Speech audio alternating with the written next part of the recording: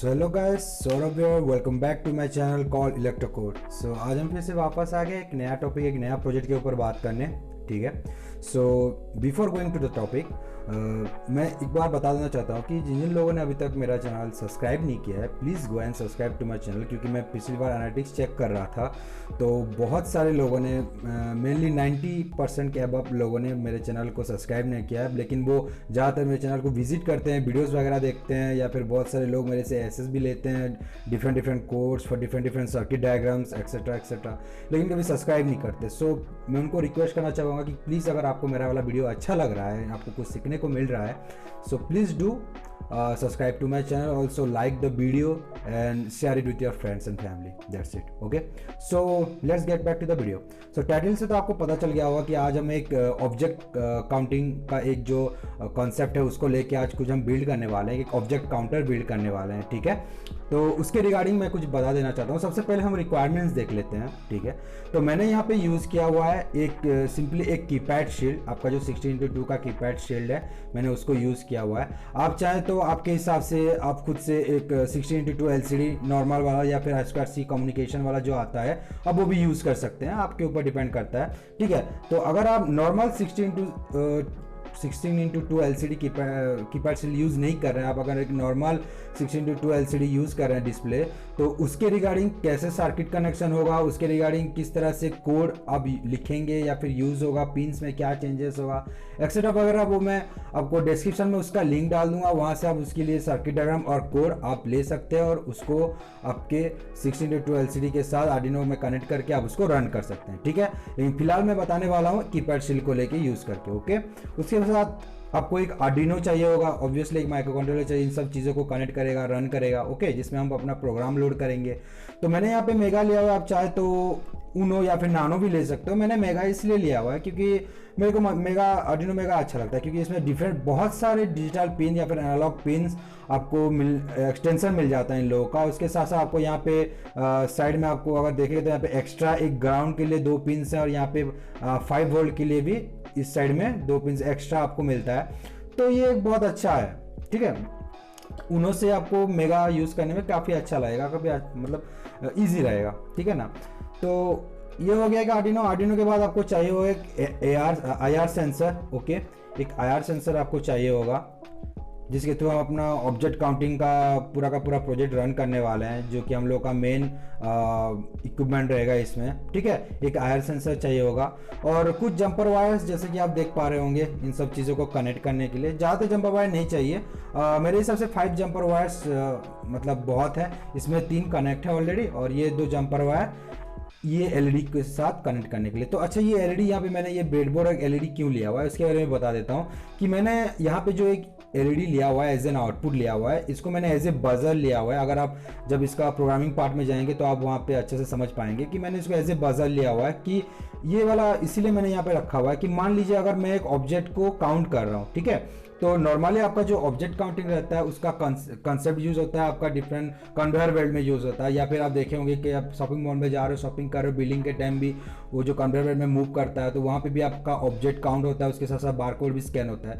तो अगर कोई भी ऑब्जेक्ट मेरे सेंसर के सामने अगर प्रेजेंट है, ठीक है, मेरा सेंसर सेंस कर रहा है, तो ये जो बल्ब है वो ग्लो करेगा। लेकिन अगर जब तक ये उसको सेंस करता रहेगा तब तक ये बल्ब ग्लो करेगा। तो इसका मतलब अगर आप उसको एज ए बजर लेंगे तो ये ऐसा है कि अगर कोई ऑब्जेक्ट उसके थ्रू पास कर चुका है तो ये बस एक बार बज करेगा। ठीक है, लेकिन अगर उसके सामने वो कंटिन्यूसली है, ठीक है, तो मान लो कोई चीज़ आके रुक गया है, वो मूव नहीं किया है सेंसर के थ्रू, आके सेंसर के सामने आके रुक गया क्योंकि कन्वेयर बेल्ट वर्क करना बंद कर दिया, कन्वेयर बेल्ट वर्क नहीं कर रहा है। ठीक है ना, तो तब क्या होगा ना, आपको ऐसा भी हो सकता है कि नहीं आपका काउंटिंग में कुछ गड़बड़ हो जाए। मतलब ऐसा हो सकता है कि मान लो 5 ऑब्जेक्ट स्कैन हो चुका है, 5 ऑब्जेक्ट काउंट हो चुका है, उसके बाद 6 नंबर वाला जो ऑब्जेक्ट आता है वो मूव नहीं करता, सेंसर के सामने ही रह जाता है। तो इससे क्या दिक्कत हो सकता है, कभी कभी इससे ये दिक्कत हो सकता है कि अगर ठीक से प्रोग्रामिंग आपका नहीं किया हुआ हो तो आपका काउंटर कंटिन्यूसली प्लस होता जाएगा। तो 5 के बाद 6 7 8 9 10, लेकिन ऑब्जेक्ट एक ही है लेकिन वो काउंट बार बार ऑफ होता जाएगा। और तो उसी चीज़ को रोकने मतलब अवॉइड करने के लिए मैंने प्रोग्राम में भी बहुत सारा चेंजेस किया हुआ है, और उसके साथ साथ यहाँ पे एक एक्स्ट्रा बजर को आउटपुट हिसाब से रखा हुआ है, क्योंकि कोई भी अगर ऑब्जेक्ट ज़्यादा टाइम तक सेंस होकर रहेगा तो ये बजर मेरा बज होता रहेगा। तो इससे हम लोगों को पता चलता रहेगा मैनुअली कि हाँ एक चीज़ जो कंटिन्यूसली मतलब सेंसर के सामने रखा गया है, ठीक है, वो पास नहीं हो पा रहा है, कोई दिक्कत है, ठीक है। तो ये फॉल्ट को कंसिडर करके मैंने रखा हुआ है। और एक यूएसबी चाहिए होगा केबल, जिसके थ्रू आप अपने आर्डिनो में प्रोग्राम वगैरह कोडिंग वगैरह आप अपलोड करोगे। तो ठीक है, तो ये हो गया आपका इक्विपमेंट्स, बस इतना ही है। तो अभी हम क्या करेंगे, अभी हम सीधा जंप करेंगे हम लोगों का सर्किट कनेक्शन में। तो इसका सर्किट कनेक्शन बहुत ही ईजी है, ठीक है। So let's do the circuit connection.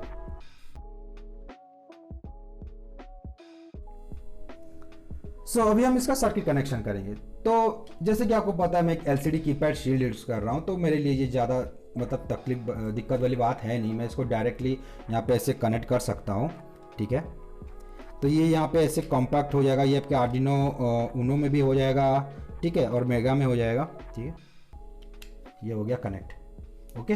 ये मेरा एलसीडी कनेक्ट हो गया मेरे आर्डिनो मेगा के साथ, ओके।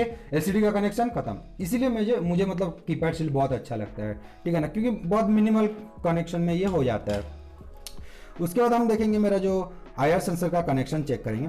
आईआर सेंसर का कनेक्शन कुछ नहीं है, इसका एक पॉजिटिव है, एक ग्राउंड है, जो कि आपका आर्डिनो के पॉजिटिव ग्राउंड के साथ कनेक्ट होगा। और इसका जो आउटपुट वाला पार्ट है वो मैंने यहाँ पे कनेक्ट किया हुआ है डिजिटल पिन नंबर 3 के साथ। तो मैं इसको डिजिटल पिन नंबर 3 के साथ कनेक्ट कर दूंगा, ठीक है। और बाकी दो जो पार्ट है वो मेरा कनेक्ट हो जाएगा, आपका ग्राउंड कनेक्ट हो जाएगा ग्राउंड में, ये मेरे ग्राउंड में कनेक्ट हो गया, और आपका पॉजिटिव कनेक्ट हो जाएगा 5 वोल्ट में। तो ये मेरा आईआर सेंसर भी कनेक्ट हो गया, ओके। अभी बस बचा ये कि मेरा बजर वाला पार्ट, ठीक है। तो ये भी अच्छे से कनेक्शन हो जाएगा, इसका भी कोई टेंशन नहीं है। मैंने बजर के लिए डिजिटल पिन लिया हुआ है, डिजिटल पिन नंबर 2, ओके। तो मैं यहाँ से डायरेक्ट डिजिटल पिन नंबर 2 से मैं इसको कनेक्शन ले लूँगा, और डायरेक्ट मैं इसको कनेक्ट कर दूंगा इसका पॉजिटिव पार्ट के साथ। और इसका जो नेगेटिव है मेरे बजर का वो डायरेक्ट कनेक्ट होगा मेरे ग्राउंड के साथ आर्डिनो का, ओके। तो ये ऑलमोस्ट मेरा कंप्लीट हो गया, मेरा पूरी तरह से सर्किट डायग्राम कंप्लीट हो गया, बस इतना ही है। इसका मैं लिंक डाल दूंगा, आप टेंशन मत ले, इसका मैं सर्किट डायग्राम का लिंक डिस्क्रिप्शन में डाल दूंगा, वहाँ से आप इसको डाउनलोड करके आप खुद से भी इसको कनेक्ट कर सकते हो, चाहे आप एलसीडी कीपैड शील्ड यूज़ कर रहे हो या फिर LCD normal LCD display use कर रहे हो, ठीक है। कोई टेंशन लेने की जरूरत नहीं। तो अभी हम क्या करेंगे, इसमें डायरेक्ट प्रोग्राम अपना अपलोड करेंगे और इसको रन करेंगे। So let's go to the coding.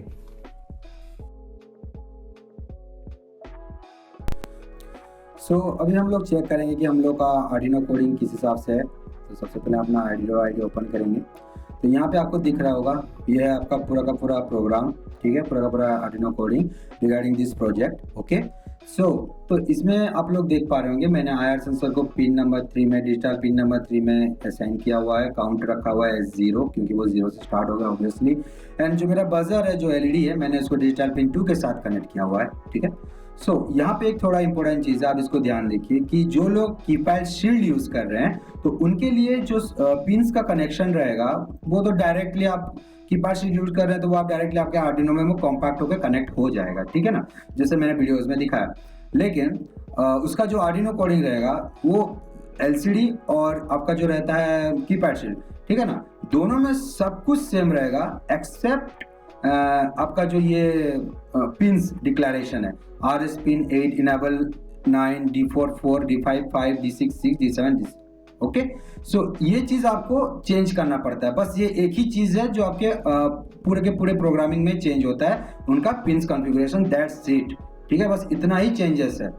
आप अगर एलसीडी नॉर्मल एलसीडी यूज कर रहे हैं और या फिर आप ये कीपैड शीट यूज कर रहे हैं, ठीक है, आप टेंशन मत लीजिए। मैं दोनों के लिए जो दोनों का डिफरेंट जो प्रोग्रामिंग पार्ट है मैं दोनों सेपरेटली लिंक में डाल दूंगा डिस्क्रिप्शन में, आप वहां जाके दोनों किसी भी चीज को आप डाउनलोड करके आप रन कर सकते हो, ओके।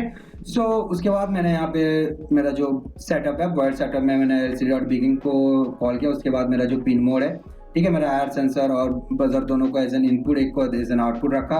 उसके साथ जो मेरा प्रिंट है, जो करेगा मेरा एलसीडी प्रिंट करेगा, उसके रिगार्डिंग मैंने रखा है मैंने यहाँ पे subscribe to electro code, please don't forget, ठीक है।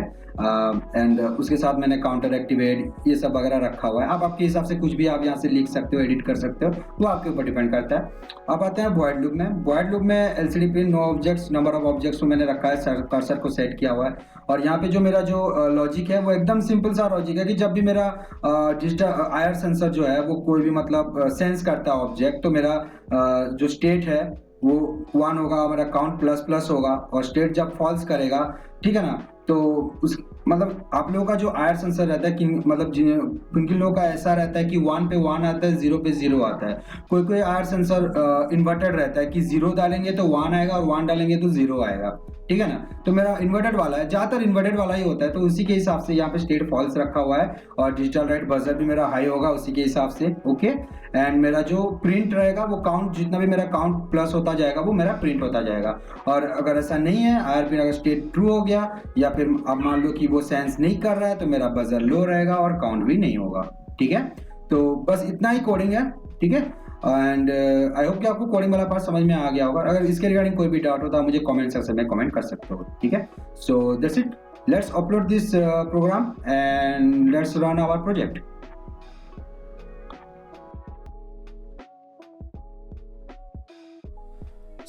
जैसे कि आप देख सकते हो हम लोग का प्रोग्राम ऑलरेडी अपलोड हो चुका है। अभी हम इसको एक बार रिस्टार्ट मारेंगे। रिस्टार्ट करने के बाद counter activate number of objects, okay. तो अभी एक ऑब्जेक्ट काउंट कर लेके हम लोग का आईआर सेंसर एकदम रेडी है, ठीक है। तो कॉन्सेप्ट ये है, लॉजिक ये है कि जब भी मेरा आईआर सेंसर कोई ऑब्जेक्ट को मूव करते हुए सेंस करेगा तो वो यहाँ पे काउंट करेगा, शो करेगा, एज वेल एज मेरा बजर भी एक्टिवेट होगा, ठीक है, उसके हिसाब से। तो मैंने यहाँ पे मेरा आईआर सेंसर माउंट किया, तो अभी मैं उससे पास करवाऊंगा एक ऑब्जेक्ट को, जैसे कि मेरा ये हैंड हो गया। तो जब मेरा हैंड सेंसर के थ्रू सेंस हो रहा है, आप देख पा रहे होंगे कि यहाँ पे आपका जो ऑब्जेक्ट काउंट है वो इंक्रीज हो रहा है, उसके साथ साथ मेरा बजर भी उसके हिसाब से एक्टिवेट हो रहा है, ठीक है। तो ये एकदम सही से काम कर रहा है। तो एक और चीज जो मैं यहाँ पे चेक करना चाहता था कि अगर मेरा कोई भी ऑब्जेक्ट पास होते होते आके सेंसर के सामने रुक गया, ठीक है, वो मूव नहीं हो पा रहा है, कन्वेयर बेल्ट में था, मूव नहीं हो पा रहा है, कन्वेयर बेल्ट खराब हो गया, अभी वो सेंस होकर रह गया, तो ऐसे कंडीशन में क्या होगा ना, आपको पता चल जाएगा थ्रू बजर कि कोई ऑब्जेक्ट आके सेंसर के सामने रुक गया, वो मूव नहीं हो पा रहा है, कोई फॉल्ट है बोल के। थ्रू बजर आपको पता चल जाएगा क्योंकि बजर अभी कंटिन्यूसली एक्टिव है, आपको जैसे दिख रहा है। और उसके साथ साथ इसमें एक और फायदा है कि हमने कोडिंग ऐसे रखा हुआ है कि अगर वो सेंस करते कंटिन्यूसली सेंस भी कर रहा हो, तब भी मेरा जो ये ऑब्जेक्ट का काउंट है वो इंक्रीज नहीं होगा, वो वहीं पर रुक जाएगा जितने नंबर ऑब्जेक्ट को वो सेंस करके लास्ट टाइम रखा हुआ था, ठीक है। तो मेरा प्रोग्रामिंग अभी मेरा कोड जो था वो अच्छे से रन हो रहा है, ठीक है। एंड हेंस हम लोग का प्रोजेक्ट सक्सेसफुल हुआ। सो that's it for this video guys, and I hope कि आपको आज का वीडियो बहुत ही अच्छा लगा होगा और आप लोगों को इसमें से बहुत कुछ सीखने को भी मिला होगा। सो जिन लोगों ने अभी तक मेरा चैनल सब्सक्राइब नहीं किया, please go and subscribe to my channel, ठीक है। I really need your support guys, and also like this video and share it with your friends. So that's it for today, thank you for coming, piece.